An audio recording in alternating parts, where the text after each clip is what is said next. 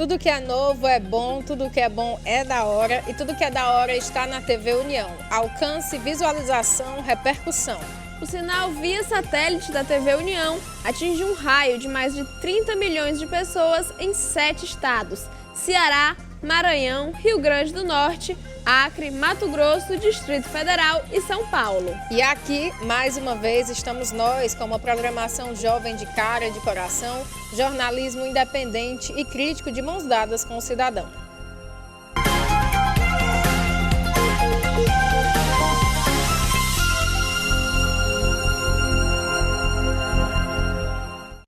Gente, eu sei que as prateleiras estão caindo no nosso país, mas deixa eu falar um negócio, tem como organizar isso aí e todo mundo voltar a ser amiguinho até semana que vem? Por quê? Porque quero tirar amigo oculto. E quando eu tiro amigo oculto, eu fico muito feliz, mas não tem como eu tirar agora, por quê? Porque a família tá tudo caindo no pau, né? Meus amigos já não falam mais um com os outros e a gente precisa voltar a ser amiguinho pra gente poder tirar amigo oculto.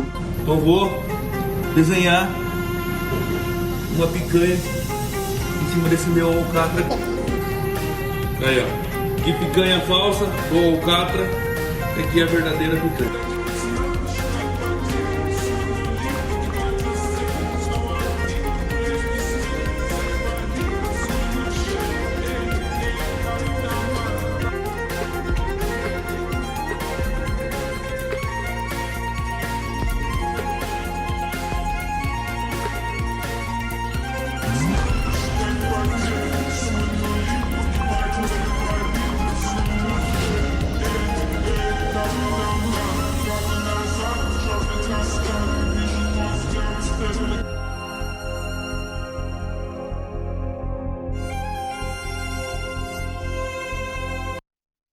Olá, sejam muito bem-vindos ao Da Hora desta terça-feira. Hoje estou aqui com a Erika Prado, né? Além de Norton.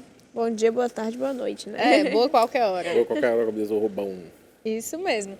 Antes de começarmos aqui, eu já quero parabenizar os radiologistas de todo o Brasil. Hoje é dia do radiologista e também dia mundial do urbanismo, né, Norton? Se você for fazer um raio-x de Fortaleza, você vai ver que a cidade é urbanismo. Ele é muito rápido, meu Deus do céu. Eu queria lembrar também a vocês de participarem, interagirem. O nosso telefone vai aparecer agora na sua tela. Além dele, também daqui a um tempinho vai aparecer o nosso QR Code, que vai direcionar você para as nossas redes sociais, para você fazer a sua participação e a sua interação. Perfeito. E você aí de casa, lembra daquele caso de Aquiraz que denunciamos sobre a merenda escolar? Nós vamos mostrar novamente para contextualizar você, antes de mostrarmos os novos desdobramentos desse caso.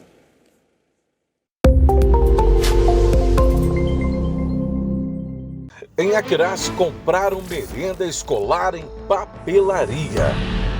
No dia 10 de dezembro de 2021, uma compra da Prefeitura de Aquiraz abalou a cidade.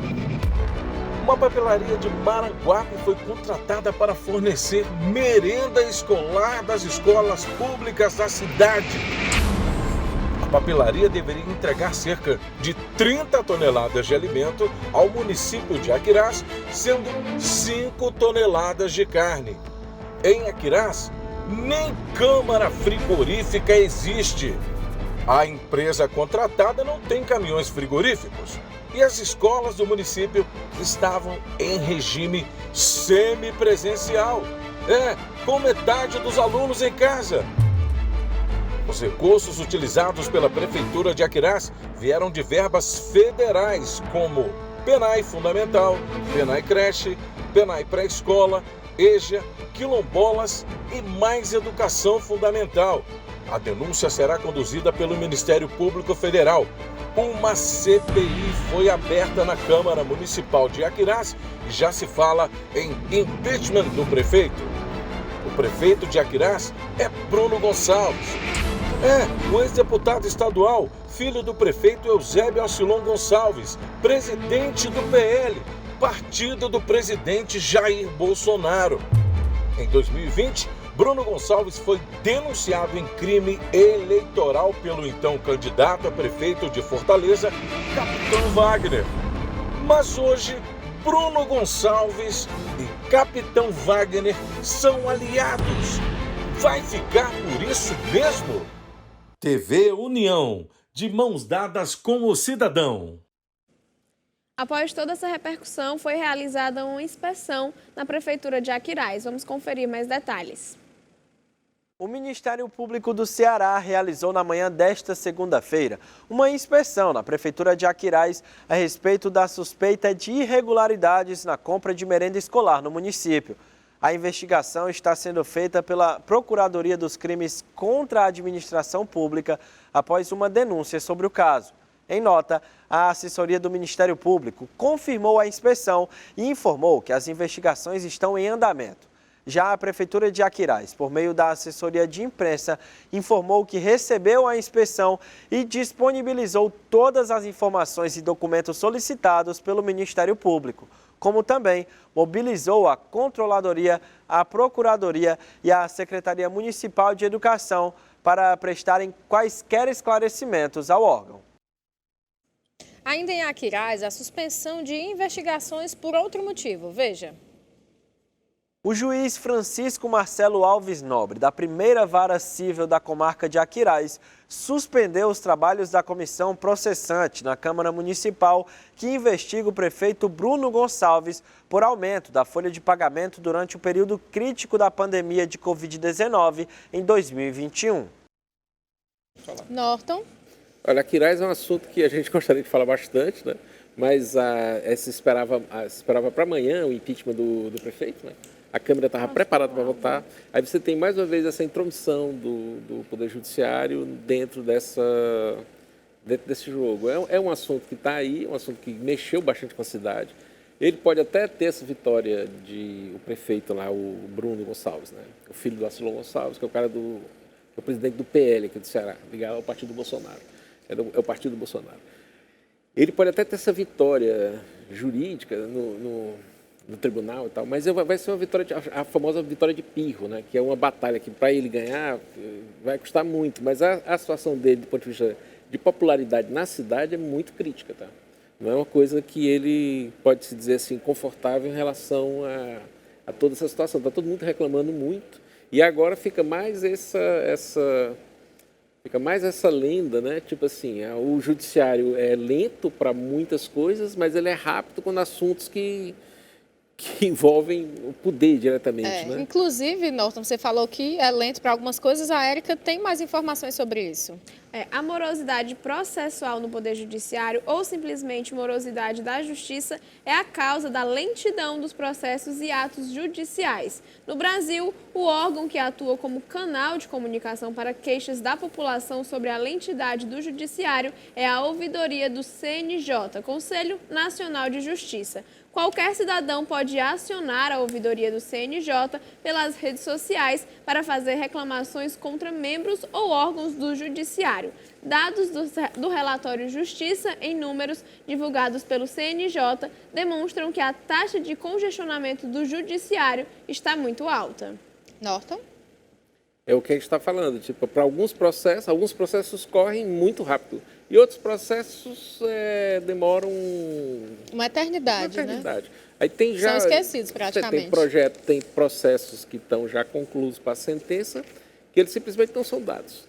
Aí fica lá, ninguém sabe por quê, o juiz não diz por quê, e ninguém sabe, são 1001 razões, assim, tipo, aí entra com a licença médica, ou o juiz entra com a licença médica, é substituído por outro que não trabalha.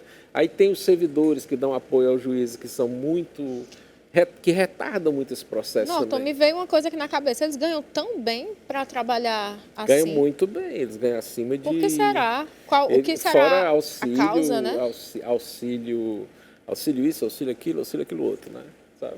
Aí quando eles esquecem do auxílio aquilo outro, eles colocam o auxílio para isso mesmo, porque é importante ter o auxílio para que, né? Eles podem ter auxílio para tudo, mas no Brasil não tem, né? Você pode até brincar assim, chama bolsa da vara, né? Bolsa da toga. Alguma coisa nesse sentido, mas não faz sentido que eles não trabalhem, cara. Né? Primeiro, o recesso deles de 3 meses por ano. Eu acho isso um absurdo. Tem que começar a pedir para os caras trabalharem para isso. Essa questão da morosidade da justiça vai ser uma das nossas bandeiras, né, que a gente vai levantar. E vai ser uma coisa bem interessante, porque a gente vai começar a dar nome aos bois, tá? Porque sem dar nome aos bois, essa turma não se mexe, né? Não se mexe. Então, vamos começar a cutucar essa turma, que alguns dizem que é onça, né? Mas na verdade não são, sabe? assim, tipo, são um bando de preguiçosos, tem muita gente que é preguiçoso mesmo, não trabalha por conta disso, né? E a gente quer ver qual é o nível de produtividade. No Ceará, a produtividade está na faixa de 1.100 processos por juiz. A média nacional é de 1.600 processos por juiz. O Rio de Janeiro é o estado que mais se destaca, que os juízes lá conseguem matar mais de 2.000 processos por ano, né? E eles têm avançado bastante nesse sentido. Há alguns amigos que dizem assim, não, que já melhorou bastante, a produtividade no estado do Ceará já melhorou bastante. Nós tivemos um alargamento, né?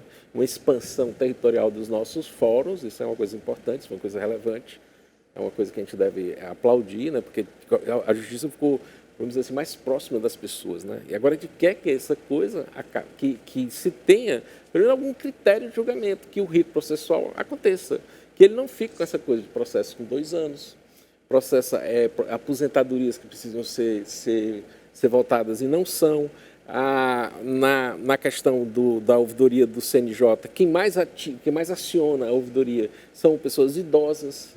Depois que você a pessoa passa a vida toda lá, aí tem o direito não é reconhecido e ela fica por conta disso. Será que essas pessoas não têm coração? É tipo assim, né? Por que você deixa uma pessoa já numa situação já velha, né? Assim, já sem os direitos delas? Ele sequer tem uma opinião, tipo assim, a pessoa diz assim, a pessoa tem direito ou não, né? Aquilo. Ou bate o martelo e diz, isso aqui tem que ser resolvido ou não, entende? Isso aqui é o fundamental para ser feito. Não pode continuar como está. Isso é uma das coisas que a gente vai ter. E é uma coisa interessante, né? Eu sempre estou falando muito do Mourão, que tem uma expectativa muito positiva em relação ao que ele vem a fazer, porque o Mourão foi um cara que abriu a boca agora, né? E disse o seguinte, para o Alexandre de Moraes baixar a bolinha dele. Nós vamos já ter uma matéria sobre ele isso. Ele falou, agora eu quero ver se o Alexandre vai dizer assim, não, vai pegar essa bola e tentar botar no pé do Mourão, né? Para tentar, vai prender o Mourão, vai caçar as redes sociais do Mourão. Acho muito difícil, né? Aí, quando o jogo começa a ficar grosso, quando o jogo começa a engrossar, quando essas coisas começam é a hora de separar os homens dos meninos, né? Tira as crianças da sala, né? E chama a rapaziada chama mesmo a turma que vai pegar no pesado. Essa coisa do judiciário, o judiciário vai mudar, cara. Não vai ficar desse jeito que eles estão pensando, não. Norton, aí falando na política nacional, como você mencionou agora, o senador eleito Hamilton Mourão, né? Vamos já falar dele, mas antes, circula uma lista de formação do novo governo Lula. Entre os nomes aparece Guilherme Boulos. Veja detalhes. O PT fez circular uma lista com os nomes que o partido gostaria de indicar para o primeiro escalão do governo Lula-Alckmin. A relação inclui nomes óbvios, como Guilherme Boulos para o Ministério das Cidades. E entre os aliados de Lula para assumirem ministérios, Isolda Sela é citada. A governadora do Ceará, Isolda Sela, é a mais citada entre aliados do presidente eleito Luiz Inácio Lula da Silva para ocupar o Ministério da Educação, um dos mais cobiçados do futuro governo. O estado é considerado exemplo na área. Também contam a favor de Sela o fato dela ser uma mulher e nordestina. Ela é egressa do PDT, partido que deixou após romper com Ciro Gomes por não conseguir se candidatar à reeleição. Outro nome que vem sendo mencionado é o de Ricardo Henriques, especialista da área de educação, atualmente ligado ao Instituto Unibanco. Temos também o nome cotado para o Ministério da Defesa. Veja. O ministro Ricardo Lewandowski, do STF, é o mais cotado para assumir ou o Ministério da Defesa ou da Justiça na gestão Lula a partir de 2023. O magistrado completará 75 anos em maio e se aposentará do STF. Antes da cúpula do PT, tentam convencer o presidente eleito Lula pela indicação de Fernando Haddad para o Ministério da Fazenda, posto-chave da administração federal e cujo nome segue indefinido. A indicação para o Ministério da Fazenda é uma das principais dúvidas sobre o governo Lula e a escolha que for feita será fundamental para a relação com o mercado e para medidas do próprio executivo. E há uma conta que está na mesa de Lula e que pode impactar na indicação de Renan Filho do MDB. A situação difícil que o futuro governo enfrentará no Senado a partir de 2023. A maioria dos parlamentares eleitos para esta casa são bolsonaristas ou simpatizantes. Lula quer dar um ministério para Renan Filho, mas restam acertar alguns detalhes. Érica? Um dos nomes especulados para assumir a presidência da Petrobras do governo Lula é o governador da Bahia, Rui Costa. A informação foi revelada pelo Bernardo Melo Franco. De acordo com um colunista, pesa a favor de Rui seu passado como dirigente do Sindicato dos Químicos da Bahia. Falando em Petrobras, teremos reajustes no querosene de aviação. A Petrobras elevou o preço do querosene de aviação em 7,3%, totalizando um aumento de 48,4% no ano. A informação foi divulgada pela estatal nesta sexta-feira, mas o reajuste do produto para as distribuidoras começou a valer no dia 1º de novembro. A campanha destacou que essa alta desse combustível se deu após 3 meses consecutivos de redução média no preço, que havia recuado 13,5%. Os ajustes de preço do querosene são mensais e definidos por meio de fórmulas contratuais negociadas com as distribuidoras. E a Petrobras fará pagamento a acionistas. Confira detalhes.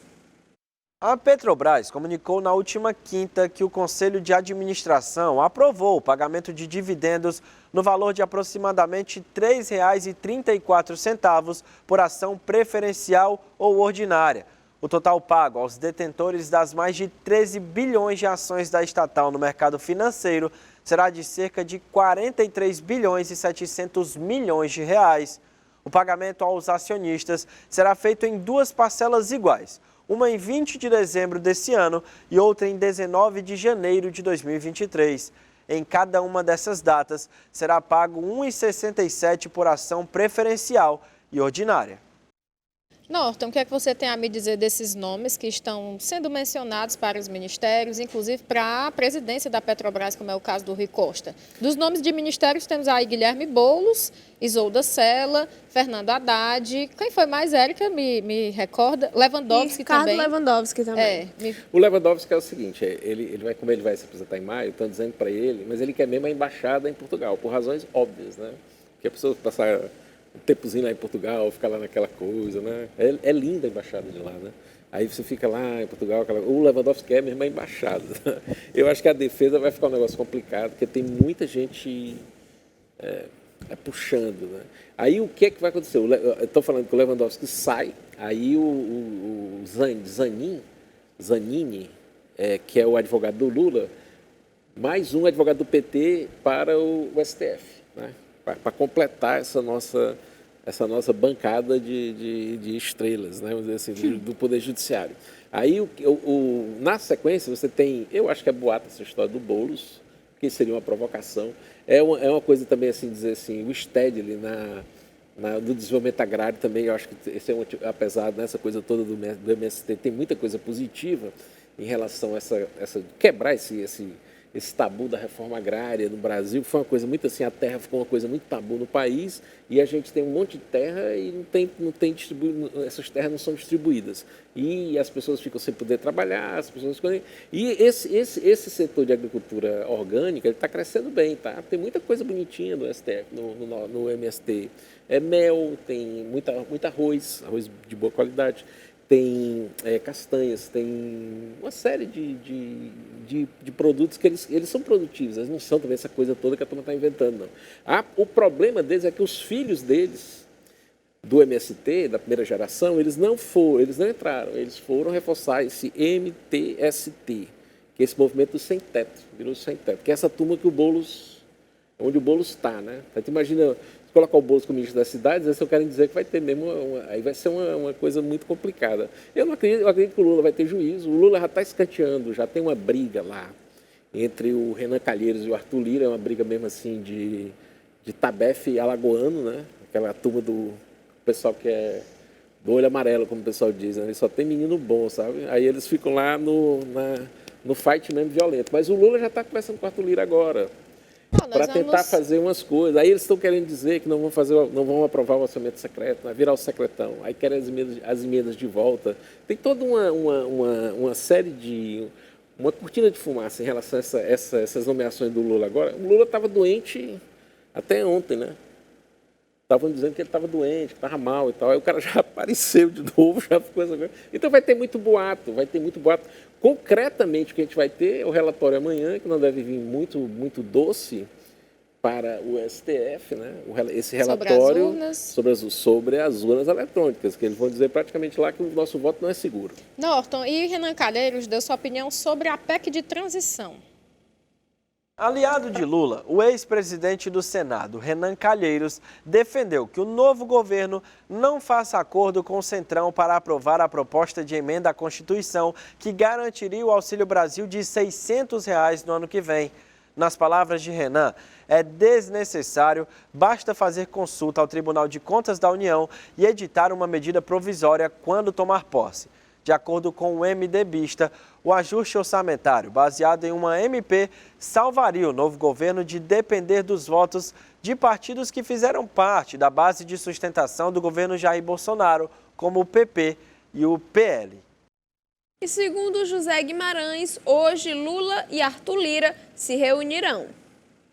José Guimarães afirmou que o presidente da Câmara, Arthur Lira, e o presidente eleito, Luiz Inácio Lula da Silva, vão se reunir nesta terça-feira. Guimarães encontrou-se na última quinta com Lira e informou que o presidente da Câmara está aberto a discutir as prioridades do novo governo no Legislativo. Para Guimarães, o diálogo com Lira é importante para viabilizar a votação de projetos com promessas de campanha e facilitar novas composições políticas.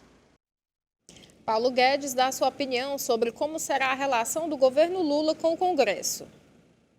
Paulo Guedes, ao projetar como será o embate entre governo e oposição a partir de janeiro, afirmou que o PT não terá sossego e que, nas palavras dele, Bolsonaro será o líder da oposição e essa será feita sem tréguas, exatamente como fizeram na gestão Bolsonaro. E ainda acrescentou que o novo governo não terá sossego. Cotado para assumir o ministério no governo Lula, Henrique Meirelles, após ouvir de jornalistas que Paulo Guedes fez críticas em relação ao seu trabalho, declarou que durante a sua gestão não analisava trabalhos feitos por ministérios anteriores. Olha, em primeiro lugar, eu devo dizer o seguinte, eu devo estar, a minha gestão e o trabalho que eu fiz e a minha posição, eu devo estar incomodando, né? Eu, quando estava lá, não me dava o trabalho de ficar discutindo ou comentando o trabalho de ministros anteriores. Eu, por exemplo, assumi o Banco Central, você nunca me ouviu falar de um ex-presidente do Banco Central. Não, porque eu... Nada disso. Fiz o meu trabalho e vocês comparem. Tá?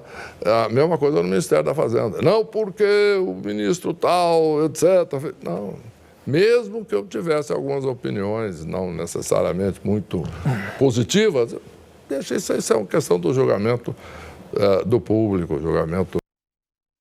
Hamilton Mourão se manifestou por meio do Twitter na semana passada, como vocês podem ver na tela, declarando que o futuro governo não tem compromisso com o equilíbrio fiscal e que o resultado será o aumento da dívida, inflação e desvalorização do real. Questionou ainda onde estariam os críticos. Érica? A Bolsa e Real pioram com indefinições sobre a equipe econômica de Lula. Juros vão às máximas. Os ativos locais exibem piora em meio aos rumores sobre a composição da equipe econômica do governo eleito e as incertezas relacionadas ao total de recursos fora do teto de gastos que possa satisfazer as promessas da campanha petista. O vice-presidente Hamilton Mourão declarou considerar que o orçamento secreto, nome dado às emendas de relator, que dificultam a transparência na destinação de verbas públicas, são uma manobra que, na prática, acabam beneficiando aqueles que apoiam o governo. Veja. Só que uma camisa de força veio sendo colocada no governo pouco a pouco, né? Primeiro no governo da presidente Dilma em situação de desvantagem, que ela estava no Congresso, as emendas individuais passaram a serem positivas. Depois o presidente Temer, também enfrentando outra situação desvantajosa, foram as emendas de bancada. E agora as emendas de relator. Então, praticamente, o orçamento foi sequestrado, né? Porque, na minha visão, qual é o dever do Congresso? O dever do Congresso é não é? O governo apresenta a peça orçamentária e o Congresso define realmente aonde serão vamos dizer, as prioridades, não é? E a partir dali a execução orçamentária é responsabilidade de quem? Do Executivo, execução, Executivo. E isso fugiu com essa questão do orçamento secreto, né? Chamado assim orçamento secreto. E foge dos princípios, vamos dizer, da administração pública, né? Porque onde está a impessoalidade. Norton? Ele falou tudo, né? O Mourão vai ser o nosso grande... Não, o Mourão vai ser uma figura tão importante aí, nós vamos ver falando. Ele já começou enquadrando o Alexandre de Moraes, né? E enquadrando a sequência, tanto que a turma já vão pular fora, uma penca vai pular fora, né? E outra turma vai ficar como é que está. Não vai dar para ficar o país desse jeito. A gente tem insistido em falar isso, olha, independente do resultado do segundo turno, na época, quando virou o primeiro turno, a gente foi muito claro quando a gente fez a seguinte análise. O país já mudou no primeiro turno. Isso é que é o principal.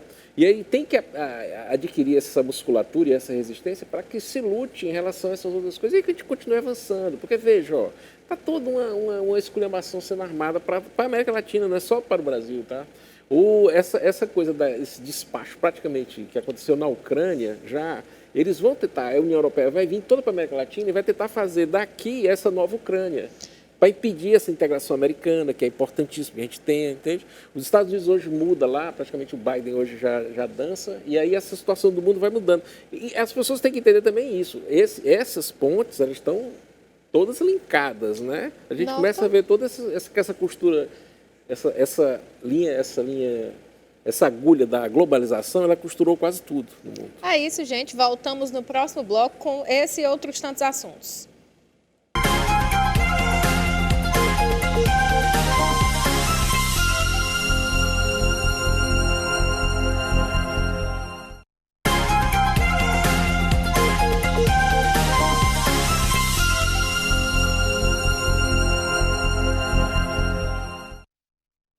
Estamos de volta e olha uma novidade aqui com a gente, uma novidade que muita gente já conhece. Quem já é telespectador da TV União há um tempo já viu o Queiroz do Povo por aqui, né, Queiroz? Opa, ótimo. Fico muito feliz em estar aqui. Um novo estúdio, né? Primeira vez que eu estou vindo aqui depois que o estúdio foi totalmente renovado. Está muito lindo. Parabéns realmente à TV União. Parabéns a todos que fazem a TV União. Tá tudo top. O programa tá maravilhoso. A audiência só crescendo a cada dia. Parabéns. Oh, muito obrigada, Queiroz. Que palavras, né? A gente fica até... Ficamos felizes. Não é? O que é que nós temos agora, Érica? A gente fala agora do vice-presidente Hamilton Mourão, que falou que processo de transição vai transcorrer normalmente e prefere evitar dizer se é ele ou Bolsonaro que será o responsável por passar a faixa presidencial a Lula. Estrutura, né, e os trabalhos em andamento, assim como a minha esposa está em condições de mostrar o palácio para a esposa dele. Ele chegou a responder? Institucional. Já de marcar o desvio? Não marcou nada, não. O cara tá cheio de pepino, rapaz. Pô, vocês estão sem notícia, hein? Pô. Hamilton Mourão fala sobre ministros do STF. O senador eleito pelo Rio Grande do Sul e ainda vice-presidente Hamilton Mourão afirmou que vai atuar para que o impeachment de ministros do Supremo Tribunal Federal seja pautado no Congresso Nacional em 2023. Em entrevista, Mourão ressaltou que, caso haja indício forte de crime de responsabilidade, que se abra o processo. Para o vice-presidente, o ministro Alexandre de Moraes, que preside o Tribunal Superior Eleitoral, ultrapassou os limites de sua autoridade e está prevaricando ao atuar como investigador, denunciador e parte ofendida. Nas palavras dele, a corte poderia dizer: Alexandre, pode baixar a tua bolinha aqui.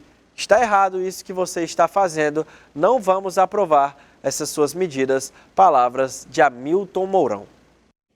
Norton Lima, Queiroz, me falem aí as opiniões de vocês sobre. Todo mundo esperando por essa fala do Mourão há muito tempo, né? Acho que ele tirou uma voz, assim, tirou um grito que estava preso na garganta de muita gente, né? Mas isso é só o primeiro movimento, ainda vai ter muito mais coisa aí, né? Tem que ver que o Mourão é um cara ligado à maçonaria também. O Alexandre de Moraes, bem ou mal, ele tem uma ligação via o Temer, né? Ele foi o cara que ligou. Então, eu acho que eles vão ter um entendimento, porque é importante que se acabe esse inquérito do fim do mundo, tá? Essa loucura aí que está aí, que ninguém sabe quem começou, se sabe por que começou, mas ninguém sabe como é que isso vai acabar. Inclusive, hoje foi tema do editorial do Estado de São Paulo, do Jornal do Estado de São Paulo, que ele disse para parar com essa história, porque não faz sentido continuar essa maluquice aí, onde você tem crime de opinião e as pessoas fazendo besteira por conta dessa, e se rebelando contra isso, que foi o que aconteceu com o caso do Roberto Jefferson lá, que ele joga granada e atira. Quer dizer, ninguém concorda com isso. Um crime de opinião, o que você acha, Queiroz? É isso mesmo, né, Norton Lima Júnior? Boa tarde. Um grande abraço a todos, né? E lembrando que nós não temos uma liberdade. Nossa liberdade, realmente, hoje nós não temos liberdade para criticar, para falar algo, para postar o que nós pensamos. Hoje, realmente, o Brasil está... É preciso... Essa fala do Alexandre, essa fala do Alexandre, do Mourão com o Alexandre, dizendo o seguinte, olha, fica aí, se aquieta, será possível que nós não temos liberdade? O Alexandre veio pedir agora aqui, quem estiver na frente dos movimentos, que a polícia militar vai prender, que a polícia civil vai prender, investigue agora. Ele está fazendo papel até de secretário de segurança dos estados. Pelo amor de Deus! Todo ato, ninguém tem mais liberdade no Brasil. É preciso dar um basta nisso tudo. É preciso que surja os caciques grandes, realmente, para dar um basta nisso, Norton Lima Júnior. Ninguém não pode, aqui nós não podemos mais nos expressar, de fazer nem sequer uma pergunta ao ministro. Ministro, tá certo isso? Manda prender, prende ele. Pelo amor de Deus, isso é tirar a nossa liberdade, Norton Lima Júnior. Olha, crime de opinião não existe, né? Crime de opinião, não. Qualquer opinião pode dar. À vontade, não tem isso. Se for uma opinião que for ofensiva, ela está contemplada já pelo Código Penal normal. Agora, não pode chegar o Alexandre achar que ele pode meter a caneta em tudo e deixar por isso mesmo. E é bom sempre dizer que o cara que montou essa maluquice aí foi o Just Toffoli, que ficou caladinho, fez essa coisa e empurrou isso pro Xandão, né? Aí mete pro Alexandre de Moraes, o Alexandre acabou pegando esse karma para ele. Eu não vou dizer que ele não teve posições assim, extremamente corajosas, que seja até interessante você ter essas pessoas assim que topem vestir a toga da República, né? Mas isso aí já passou dos limites. A gente vai conferir agora o evento Lead Brasil Conference, que vai reunir mais de 200 empresários brasileiros nos dias 14 e 15 de novembro em Nova York, e contará com um painel sobre democracia e liberdade, no qual participará a maior parte dos ministros do Supremo Tribunal Federal. Como vocês podem ver na imagem, Bia Kicis, é assim, gente, que é deputada federal pelo Distrito Federal, publicou a notícia em seu Instagram e colocou um emoji pensativo.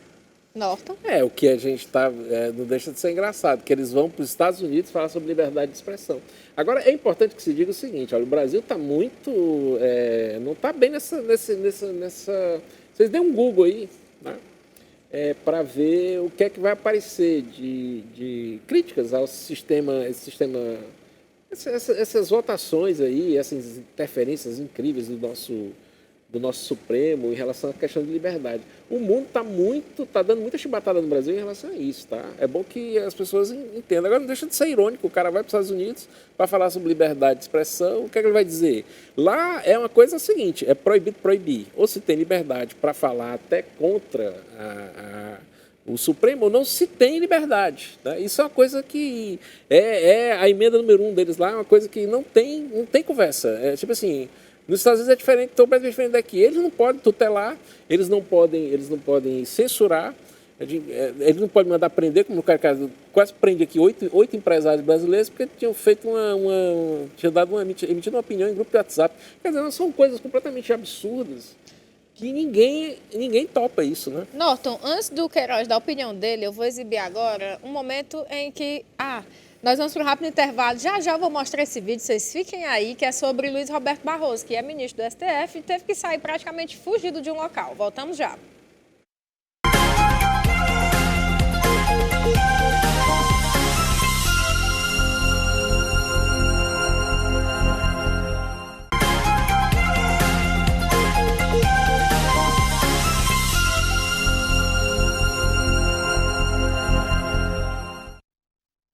Estamos estamos de volta e, como falei antes do nosso intervalo, vou exibir agora um momento em que Luiz Roberto Barroso, ministro do STF, precisou ser escoltado quando um grupo de manifestantes se reuniu em volta do restaurante onde ele jantava, na semana passada, em Porto Belo, litoral norte de Santa Catarina.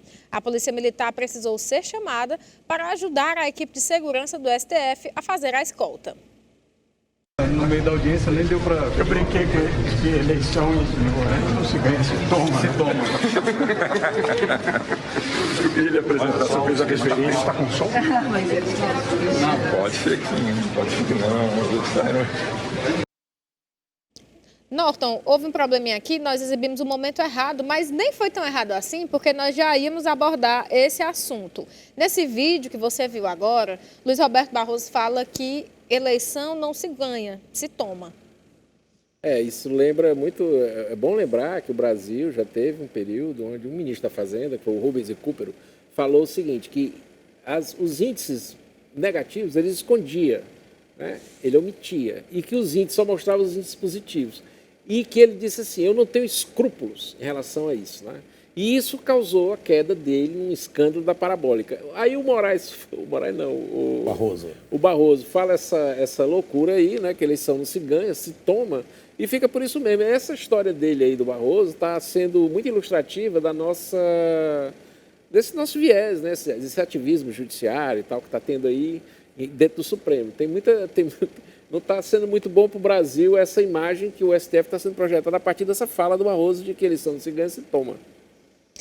E você, Queiroz, o que é que tem a me dizer sobre tudo isso que vem acontecendo em relação aos ministros, né, do STF? Olha, aquilo que foi falado não só por mim, mas nós temos visto aí contas de Twitter, de rede social, Instagram sendo derrubada. Nós temos visto aí o clamor do povo realmente pelo Brasil. Mas eu repito, naquela mesma fala, eu quero perguntar ao ministro Alexandre de Moraes e todos do STF o seguinte, nós não temos o poder da liberdade, nós estamos sem liberdade de perguntar, por exemplo, se eu me encontrar mandar uma pergunta para o ministro, houve fraude? Imediatamente corta o Instagram dele, tira o Twitter dele, leva ele para a cadeia. Eu acho que, meu ponto de vista, não é bem assim. Que o ministro coloque a mão na cabeça, na consciência e saiba que nós temos familiares, temos um futuro pela frente. E o que aconteceu aí com alguns ministros que vão jantar com a família, vão ao restaurante, estão sendo degladiados, o pessoal falando palavrão e mandando sair, gritando. Isso é muito ruim, não para o ministro agora, porque o ministro tem autoridade. Mas o que será dos meus filhos? Eu, na posição como ministro, meu amigo Norte, se eu fosse o ministro do STF, eu iria pensar amanhã nos meus filhos, iria pensar nos meus netos, iria pensar nos meus familiares e levar pelo resto da vida a família toda, levando essa dor muito truculenta que está acontecendo com o nosso povo, o nosso Brasil.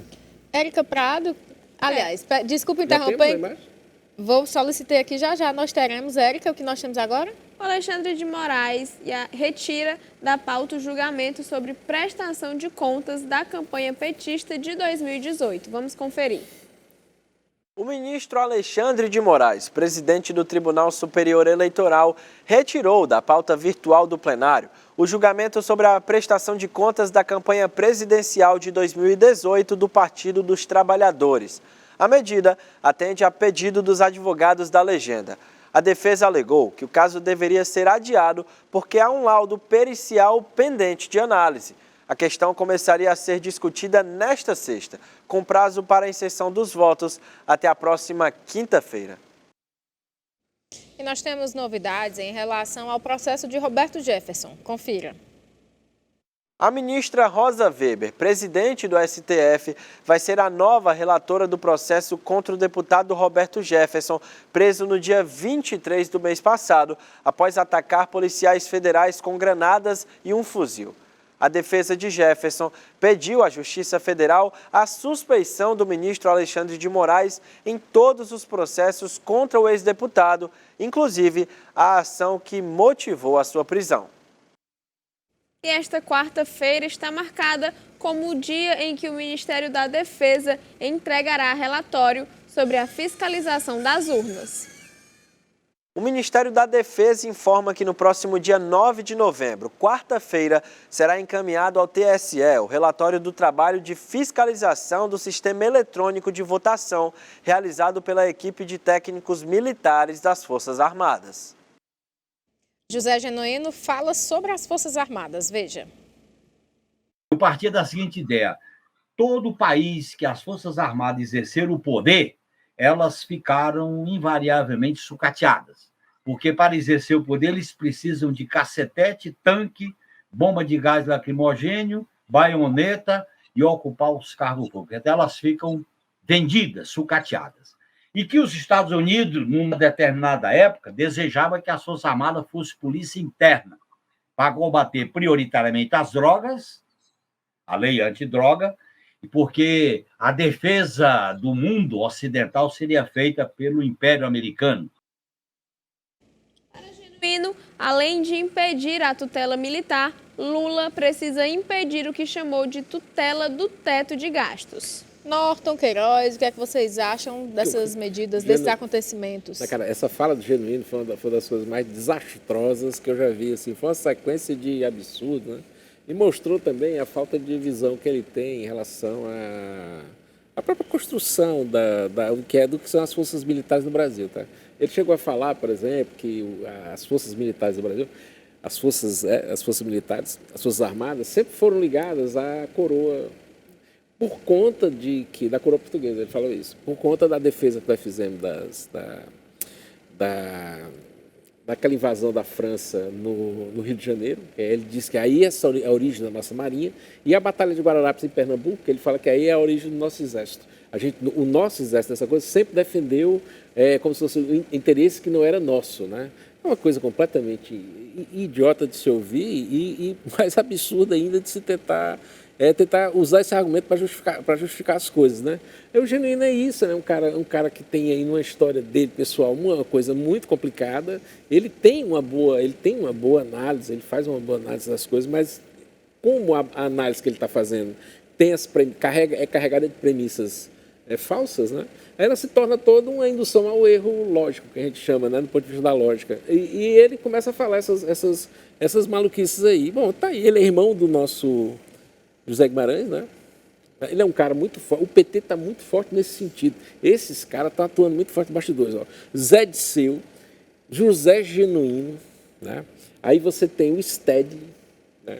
E outros caras mais, tá? Assim, eu estava comentando, né? Em coisa, que o pessoal acredita que tem uma função, o mercadante tem uma função nessa coisa, mas não tem. Como o Zé Disseu não tem, em termos de costura e etc. E tal, acho que tá. E o Genuíno é um cara que joga bem, porque ele sabe jogar bem dentro da base, né? Eles têm uma corrente muito grande dentro do PT, né? Queiroz? O Genuíno está falando agora há pouco da própria... eu via antes a prisão do Roberto Jefferson, né? Pedindo aí... e em seguida vimos aqui o Genuíno, que o Genuíno também foi preso, não foi, Norton? Foi notícia nacional. E hoje está solto aí. Eu acho que até muitas vezes assim, olha, tem pessoas que dizem o seguinte, tem que apodrecer na cadeia. Mas tá aí, nós temos várias histórias de pessoas que foram julgados, foram presos e depois foram inocentados, não é isso, Norton Lima Júnior? E muitos até chegando a ser presidente da República. E se diga com muita clareza que aquela história, muitas dessas loucuras aconteceram, tá? Essa coisa do Roberto Jefferson, ele culmina nessa coisa dessa rebelia que ele teve contra crime de opinião. Aí foi daí que ele começou a aloprar, ele achava que poderia ter o argumento dele resguardado, vamos dizer assim, mas não foi. Aí deu início, não vai dizer que está defendendo o Roberto Jefferson. Ele atirou em policiais, isso é uma loucura. Agora também você mandar os policiais prender um cara por causa do crime de opinião, é outra loucura também muito grande. Relembrando aqui, Genuíno foi preso por quê, Norton Lima Júnior? Os nossos telespectadores aqui da TV União. Ele foi naquela questão ele teve no mensalão, ele teve no E parece que foi em virtude de corrupção, né? Corrupção. Ele foi acusado por corrupção. Então, por corrupção, Genuíno hoje está solto. Então, provavelmente, Roberto Jefferson, será que vai apodrecer na cadeia? Talvez porque ele tenha atirado, né, contra os policiais. Mas eu creio que não tenha sido pela liberdade de expressão do mesmo. Érica Prado. No Twitter, internautas falaram sobre supostas medidas do próximo governo. Mencionam mudanças no Exército, furo no teto de gastos, taxação do PIX, entre outras medidas, como vocês estão vendo agora na tela. O que é que você acha, Norton? Agora vai ter a gente já sabe que está uma confusão para que se consiga abrir essa brecha no orçamento, para liberar esses R$600 aí do Auxílio Brasil, que eles vão querer rebatizar com Bolsa Família, né? Você imagina o seguinte, quando começar a entrar toda essa... Fala que o PIX tem, que vão mesmo... Tem uma fala do Alckmin aí dizendo que ele vai taxar, se não for fake news, né? É o que está sendo colocado. Mas imagine o seguinte, eles vão ter que aumentar o salário mínimo ainda, tá? Aumentar o salário mínimo, vão ter que rever toda essa questão da merenda escolar. Em Pernambuco teve uma pancada grande no fornecimento de merenda escolar, também vai ter um efeito prático aqui, né? A gente, mais na frente, acho que a gente pode comentar bastante essa coisa da possibilidade da Isolda ser a ministra da Educação. Né? Podemos falar mais, aprofundar mais nesse assunto. Que tomara, né, Norton Lima, só peço perdão, tomara que a Isolda realmente, ela como ministra da Educação, que ela chegue até o fim, porque tivemos aí, não esquecendo do senhor Cid Gomes, que foi ministro da Educação, e aparentemente foi uma vergonha, porque foi expulso de lá pelos próprios parlamentares, né? Foi uma cena que eu acho que ele nunca queria estar naquele lugar e relembrar aquele momento. Era isso que eu gostaria que você lembrasse para a população, o motivo dele ter saído. É isso, Norton Lima Júnior. Não, foi ele que chamou o presidente da Câmara dos Deputados. A casa aqui é cheia de achacadores, né? Achacadores, larguem o osso, né? Aquela fala dele, larguem o osso, o bordão dele, larguem o osso, é o mesmo bordão que ele usou, Lula tá preso, babaca. Esses bordões dele. O Eduardo Cunha, né? Ele chamou o Eduardo Cunha de achacador e foi assim, a gota d'água para ele cair, né? E acabou o Eduardo Cunha, que era um cara que o Mercadante errou no processo, tentou criar uma candidatura própria, né?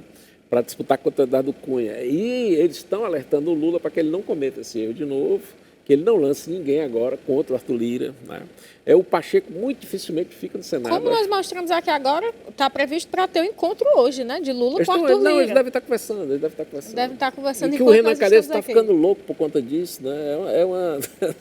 Norton Lima Júnior, nós tivemos aí muitos deputados federais, o Bolsonaro confia bastante em vários deputados federais que estão aliados a ele, né? Aliado a ele, mesmo que ocorra ele saindo do mandato, não dando continuidade, se provar algo e se tiver uma nova eleição, ele diz o seguinte: eu já tenho muitos deputados federais aliados a mim, nós temos uma bancada grande.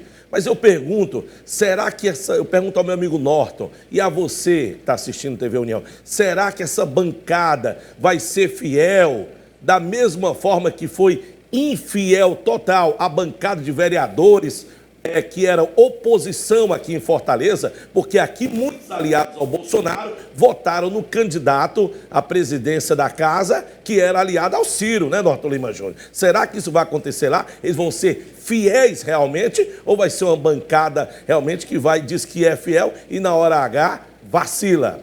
Norton? Então, se eles reelegerem o Arthur, né, se o Arthur for reeleito, aí eu acho que vai ficar uma coisa bem interessante. O Kassab já falou que topa o Arthur, né? Quer dizer, o Kassab fecha com ele algumas coisas, mas não fecha nas outras. Eu acho que essa recondução do Arthur está bem mais... E para os bolsonaristas, Norton Lima Júnior? Não, vai ser bom. Porque, de qualquer maneira, ele foi o esteio desse governo do Bolsonaro e tal. E eles vão ficar, né? Mas eles são muito pragmáticos em relação a uma série de questões. Agora, você veja bem, vai ter muita gente lá do Senado.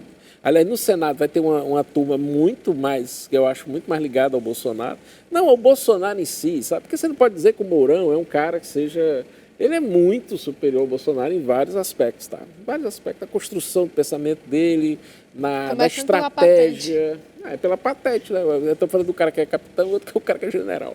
É uma coisa completamente diferente, né? Eu estava até brincando na campanha do nosso capitão Wagner, tinha muito essa coisa assim, o capitão estudou muito, eu dizia, estudou, mas não chegou a coronel. Olha, Norton, você fala agora há pouco de aumento de salário mínimo e eu vou entrar num outro assunto que tem a ver, que dados indicam que o número de brasileiros abaixo da linha da pobreza diminuiu nos últimos anos. Ciro Nogueira postou em sua rede social que, segundo o Banco Mundial, o número de brasileiros abaixo da linha da pobreza caiu no governo Bolsonaro. Em 2020, saímos de 11 para 4 milhões. Já no mundo, foi registrado um aumento de 70 milhões de pessoas na extrema pobreza. Ele declara que é uma honra fazer parte dessa história.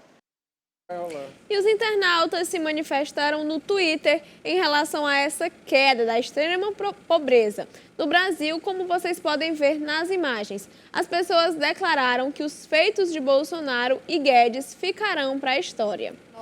Olha, eu não vou dizer assim que para a história, né? Mas a situação vai ser mais engraçada do que o Lula vai receber. Ele vai receber um país melhor do que o que ele entregou. E melhor do que ele pegou do Fernando Henrique. Vai ser melhor do que ele entregou para Dilma, né? E vai ser bem melhor do que o que ele recebeu do Fernando Henrique. Então, ó, esses ajustes que eles vão ter pela frente aí, ele vai pegar essa pancada agora na União Europeia, né? Muito forte. Se esses investimentos não vierem para cá e a União Europeia quiser só tirar do Brasil, como ele vem tirando há muito tempo, porque se for ver, o Brasil ele é muito subjugado pela União Europeia, tá? É importante lembrar que o Fernando Henrique, essa coisa que as pessoas imaginam que seja alguma coisa decente, tá? Ele fez muita bobagem na época do governo dele. E uma das coisas que ele fez, ele entregou os nossos principais ativos, tá? Por exemplo, a Sanepar, que é a Cagesse do Paraná, e a Sabesp, que é a Cagesse de São Paulo, vamos dizer assim, para fazer para contextualizar, eles estão na mão dos fundos de pensão ingleses, tá? E é esse dinheiro que vai de lá, que tira de lá, é o que a gente mantém as aposentadorias gordíssimas na Inglaterra, aposentadorias que nós não podemos ter aqui.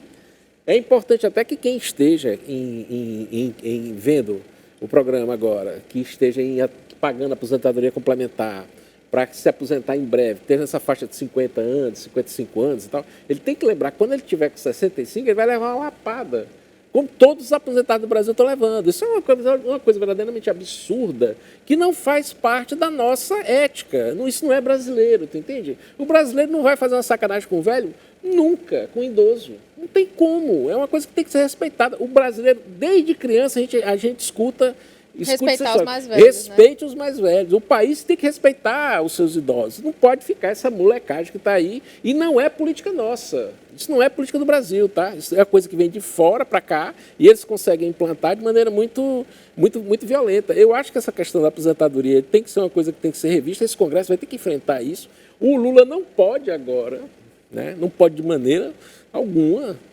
atacar os aposentados, mas ele atacou várias vezes. No período que ele estava lá, o Fernando Henrique atacou, o Lula atacou, a Dilma atacou, né?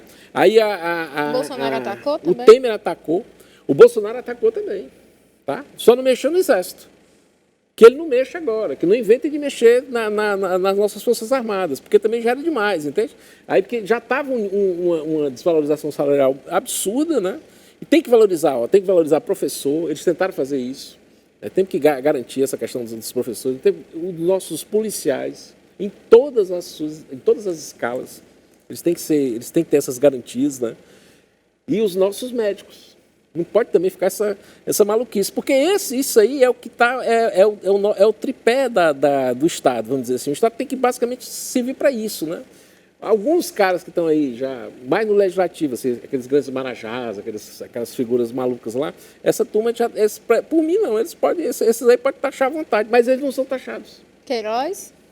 É isso mesmo, Norton Lima Júnior. O interessante é que o Lula pegou o país realmente em desenvolvimento, né?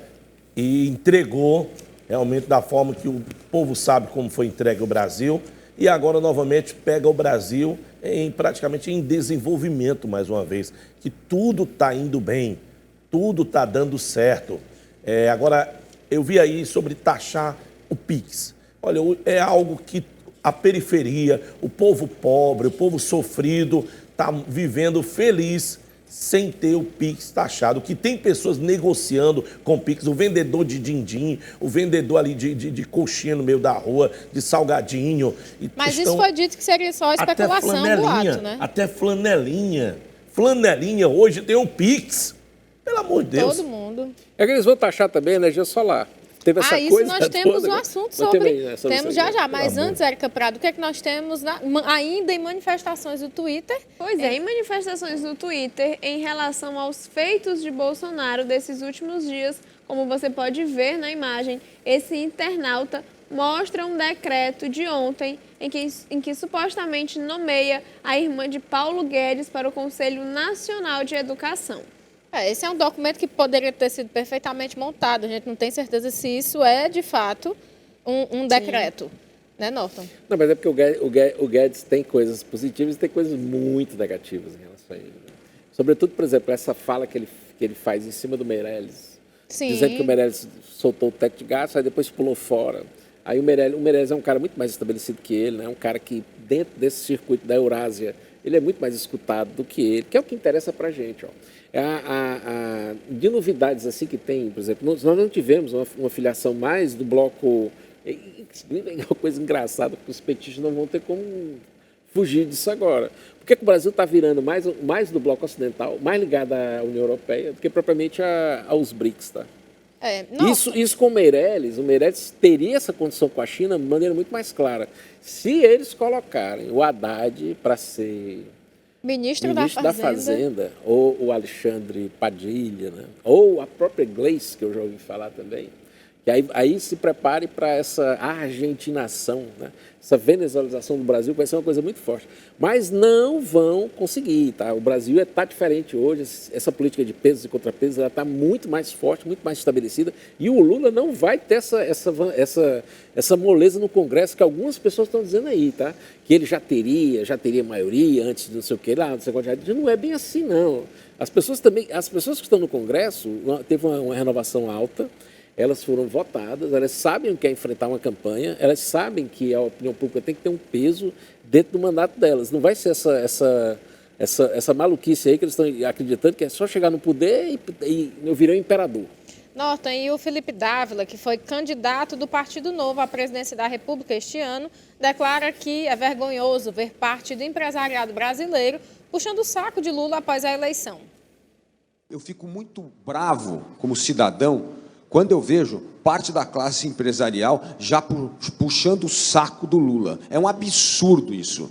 Isso é um desrespeito à pátria, é um desrespeito ao Brasil, é um desrespeito às gerações futuras. Isso é traição aos nossos filhos e netos. É um absurdo.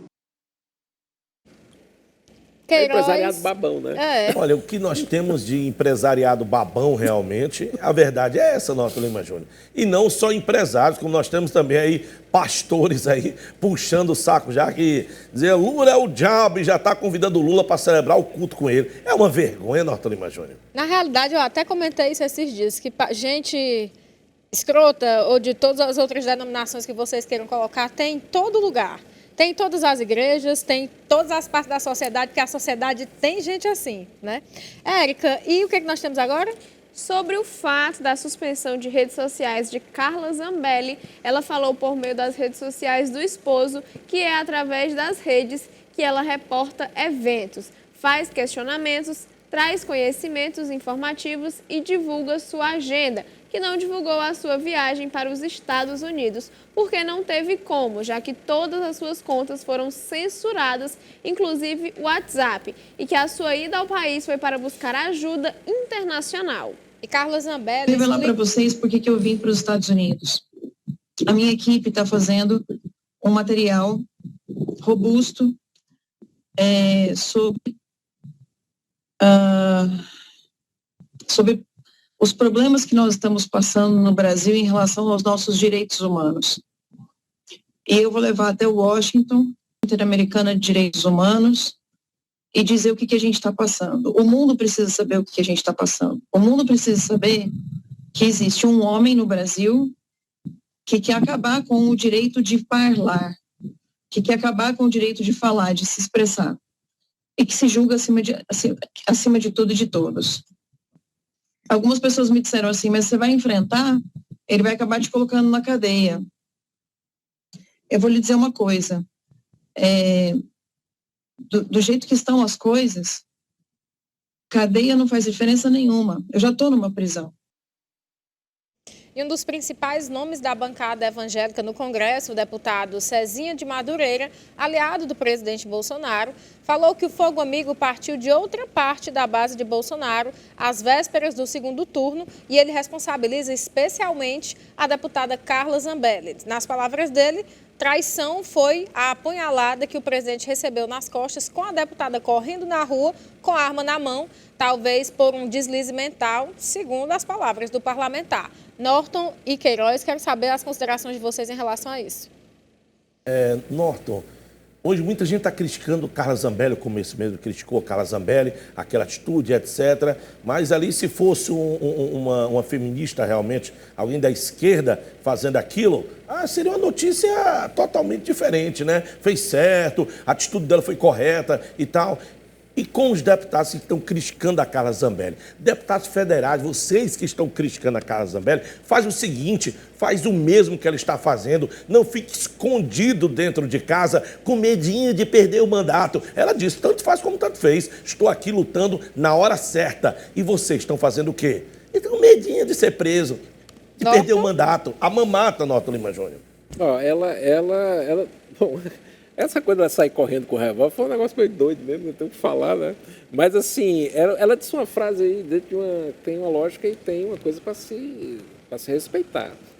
Você tá preso e você não poder falar, é praticamente a mesma coisa, quer dizer, você tem vários tipos de prisão, né? É isso que estão fazendo, essa coisa de promover esses crimes de opinião dentro do Brasil, e é uma coisa que tem que ser, parou, né? Por isso que todo mundo aplaudindo aí o Mourão, que é essa coisa que ele diz assim, Alexandre de Moraes, baixa a sua bolinha, né? Érica? Uma média de postagens diárias da família Bolsonaro no Facebook passa de 26 para menos de 2 após a vitória de Lula. Conhecidos pelo uso das redes sociais como principal meio de comunicação, o presidente Jair Bolsonaro e seus 3 filhos políticos, Flávio, Carlos e Eduardo, reduziram a frequência de postagem nas plataformas digitais desde que Lula foi eleito no último dia 30. E em seu tweet, essa imagem que vocês viram agora há pouco, o filho de Jair Bolsonaro, Eduardo, diz que a imprensa está criando uma narrativa para tentar prender seu pai. Você pode colocar de novo na tela a direção para os internautas verem o que Eduardo Bolsonaro falou. Pode voltar para a gente, por favor. Mas o medo... O medo... Um pequeno erro agora. Eu estava até com medo, você já tinha cortado já o sinal. Estou assustado já. Olha, o medo, o nosso medo, ó. É o medo é uma prisão, Norton Lima Júnior. A família de Bolsonaro está apostando menos com medo de perder a página. A realidade é essa. Penso eu dessa forma. Viu, Norton Lima Júnior? Pode ser também. Olha, agora, o Elon Musk, né, esse cara que inventou... que ia rever e comprou o Twitter agora. Aí comprou o Twitter. Ele falou que vai rever todas essas suspensões de essas contas, ordens, né? É porque realmente, cara, não faz parte dessa questão. O Brasil assinou vários tratados internacionais, né? A gente tem que seguir, tá? Essa coisa da liberdade de opinião é uma coisa que já foi consignada, está consignada, e é uma coisa internacional, tá? E o Brasil é signatário. Sendo o Brasil signatário, ele não pode romper com esse ciclo. Não é essa dobradinha do Dias Toffoli com o Alexandre de Moraes, eles não podem mandar em tudo que eles possam imaginar, de acordo com a vontade deles. Eu digo, não, eu modifico aqui esses princípios, né? E mudando um pouquinho de assunto, voltando aqui para o Ceará, eu vou pedir para a nossa direção colocar novamente a imagem que colocou agora desse homem na tela, que ele é o Elânio. E a Érica Prado vai contar direitinho essa história para a gente. Por favor, Érica. A juíza Renata Santos Nadier Barbosa, da 19ª Vara Civil da Polícia... Civil. Determinou o afastamento cautelar do secretário municipal do Meio Ambiente e do Controle Urbano de Maracanaú, José Erlânio de Oliveira Facundo, esse que vocês estão vendo agora na imagem. A decisão proferida na última sexta-feira estabelece uma multa diária de 100 mil em caso de desobediência. Erlânio, na Justiça Estadual, responde a outros 55 processos, dentre eles ações de improbidade administrativa, ações civis públicas e ações criminais. Já na Justiça Federal, tem inclusive condenação por improbidade administrativa, razão também de afastamento do cargo. Há indícios ainda que Erlânio está na mira do Ministério Público por outras irregularidades cometidas enquanto gestor de Maracanaú. E um diretor de uma escola pública foi preso em flagrante na última quarta-feira, suspeito de furtar produtos da merenda escolar. O caso aconteceu na escola de tempo integral Assis Bezerra, em Quixeramobim, no interior do Ceará. Entre os produtos furtados estão peças de carne de alto valor, pão, leite, arroz, macarrão, além de outros insumos. Câmeras de segurança da própria unidade escolar flagraram a ação. A Secretaria da Educação disse que por meio da CRED 12 acompanha a ocorrência e vai adotar as providências necessárias, incluindo o processo legal para afastamento do profissional. A Polícia Civil informou que o prendeu em flagrante pelo crime de peculato, furto. De posse de todos os detalhes, os policiais civis flagraram o servidor de posse dos alimentos quando ele recebeu a voz de prisão. O diretor não reagiu e foi conduzido à unidade policial. Norton Queiroz, o que é que vocês têm a me dizer dessas coisas que vêm acontecendo aqui no Ceará, né? Alguns diretores são encaminhados, indicados por vereadores, indicados por prefeito. Importante também o Ministério Público investigar quem foi que indicou esse indivíduo, porque quem ele indicou esse indivíduo aí pode ter vários da mesma quadrilha agindo em outras escolas que nem câmera tem. Norton... Teve vários casos assim extremamente engraçados, como um cara que era traficante e estava pilotando uma ambulância na cidade de Iguatu, né? Os caras colocaram ele para... Ele era motorista da ambulância. E aí ficou nessa coisa. Bom, que o Ministério Público atue, né? Aliás, a Polícia Civil está entrando, né, nos casos, na nossa diminuta, né?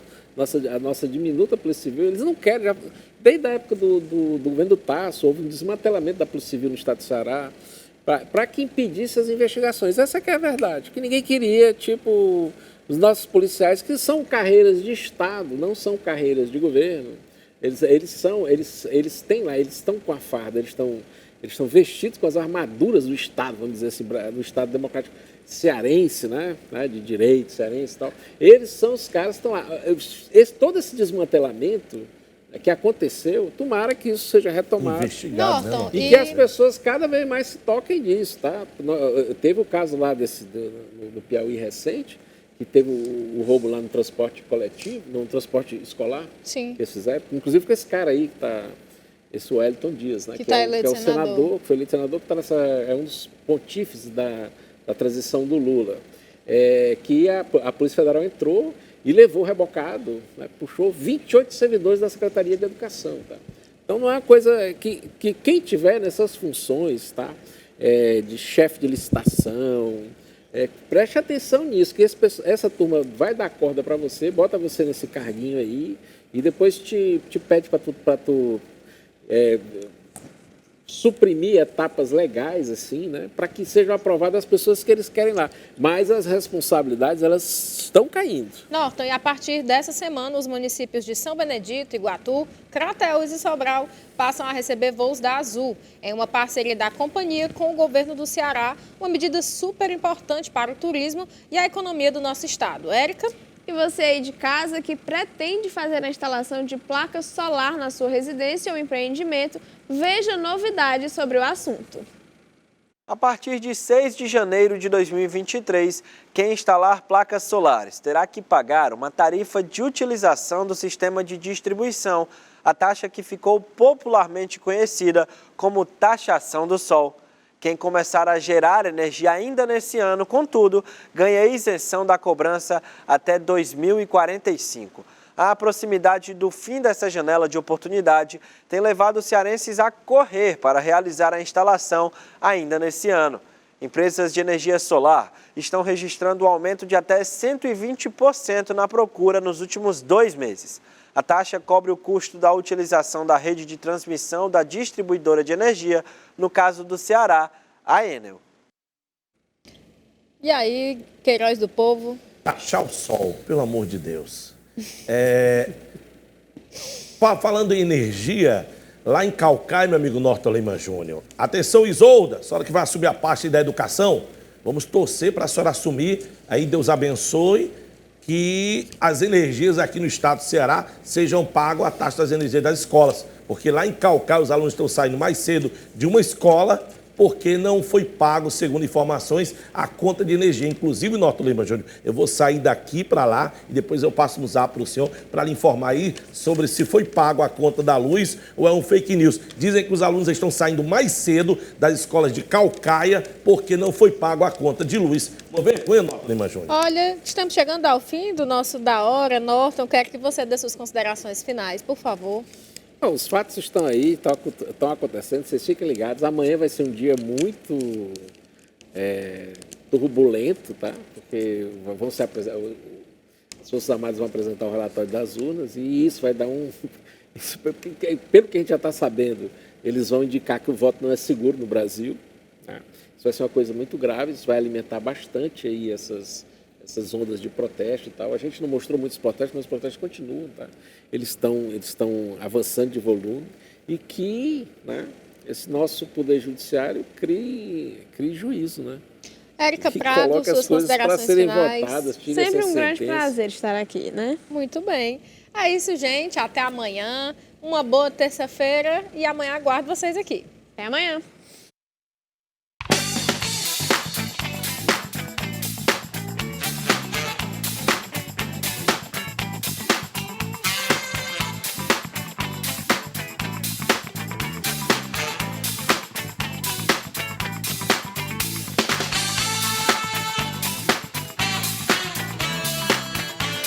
Eu não sou o melhor, mas especialista de boa comida, frigideira do Johnny.